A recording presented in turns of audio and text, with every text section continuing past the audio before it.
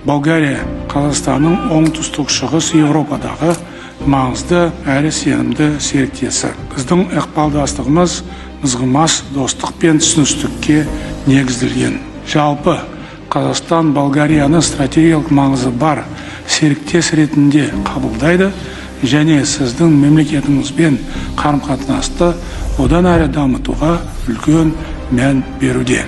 Қазақстан мен Болгария арасында дипломатиялық қатынас орнағанына өткен аптада 33 жыл толды.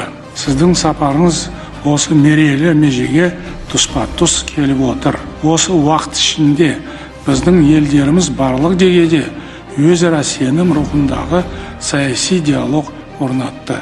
Нақты шарттық құқықтық негіз қалыптасты.